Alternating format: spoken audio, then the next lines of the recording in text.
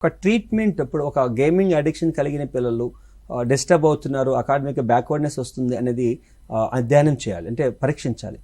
Level of డిపెండెన్సీని మనం గుర్తించాలి. Mild, moderate, severe, extremely severe అనుకున్న కేసులను చూసి వాటికున్నటువంటి కాంట్రా ఇండికేటర్స్ని మనం గుర్తించి రీప్లేస్మెంట్ చేయాలి. మనం అంటే తీసే ఉండదు. ఇప్పుడు ఉదాహరణకి డైరెక్ట్ రేపొద్దునే నువ్వు ఆడకూడదంటే రేపొద్దునే అతను ఏం చేస్తాడంటే విపరీతమైనటువంటి ఎమోషన్ ఎక్స్ప్రెషన్స్కి లోన్ అవుతాడు. అలా కాదు, రీప్లేస్మెంట్ ఆఫ్ యాక్టివిటీస్ ఇంపార్టెంట్. అంటే ఈరోజు తను రోజుకి ఒక 4 గంటలు 6 గంటలు గేమింగ్ ఆడుతున్నప్పుడు 2 గంటలు మనం తగ్గించాలి. ఆ 2 గంటలు you should have some reciprocal communicative activities కలగాలి. రెసిప్రోకల్ కమ్యూనికేటివ్ యాక్టివిటీస్ తను ఈ యొక్క మొబైల్ అడిక్షన్ నుంచి తను సంతృప్తి పొందాలి. అంటే ఏదంటే అది పెట్టేదనుకున్నది. అంటే ఆ వ్యక్తిలో ఉదాహరణకి ఒక బాబుకి బ్యాడ్మింటన్ అంటే ఇష్టం, కానీ తల్లిదండ్రులు బ్యాడ్మింటన్ తీసుకెళ్లి కూర్చోబెట్టి ఆడిపించేదానికి కష్టం కనుక ఇంట్లో వదిలేసినారు. ఆ ఇంట్లో ఉన్నప్పుడు తను ఏంటంటే దాన్ని మొబైల్ కూడా అదే ఆడతాడు, అలవాటు చేసుకున్నాడు. ఇప్పుడు ఏం చేయాలి?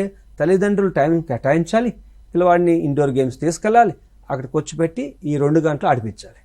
అప్పుడు ఆ 2 గంటలు ఆడినాడు కనుక ఇక్కడ ఉన్నటువంటి ఈ యొక్క డిపెండెన్స్ తగ్గుతుంది. అట్ట క్రమేణా replacement of existence of problematic behaviour is important. అంటే గతంలో తను నేర్చుకున్నటువంటి ప్రాబ్లమాటిక్ బిహేవియర్ని మాడిఫై చేయాలంటే ఇంకొక బిహేవియర్ని ఇన్కార్పొరేట్ చేసుకుంటూ దానికి తగినటువంటి మోటివేషనల్ ఎన్హాన్స్మెంట్ థెరపీ అనేది ఒక క్లినికల్ సైకాలజిస్ట్ పిల్లలకి, అలాగే ఇండివిజువల్ ఫ్యామిలీ థెరపీ తల్లిదండ్రులకి, అలాగే బౌండరీస్, అక్కడ ఒక boundaries at reinforcement for the child. అంటే పిల్లలు 16-17 సంవత్సరాలు వచ్చేంత వరకు నాకు తెలిసి రీఇన్ఫోర్స్కి కొంచెం ప్రభావితం అవుతారని కూడా మనం చెప్పచ్చు. ఇష్టాలకి తను ప్రభావితం అవుతారు. అలాగే కండిషన్స్ కూడా తను ప్రిన్సిపల్స్ ఉపయోగించినప్పుడు కూడా మారేదానికి అవకాశం ఉంది. కనుక ఇటువంటి కండిషన్ ప్రిన్సిపల్స్ని, రీఇన్ఫోర్స్మెంట్ ప్రిన్సిపల్స్ని వలన తన యొక్క ప్రవర్తనలో షేపింగ్ తీసుకురావడం అనేది ఉపయోగపడుతుందమ్మా. అలాగా మాకు మా క్లినికల్ సైకాలజీలో కొన్ని థీరీస్, లెర్నింగ్ థీరీస్లో classical conditioning theory, operant conditioning theory అనేటువంటి థియరీస్ ద్వారా ఆ ప్రిన్సిపల్ బేస్ చేసుకొని కొన్ని టెక్నిక్స్, బిహేవియర్ టెక్నిక్స్ డెవలప్ చేయడం జరిగింది.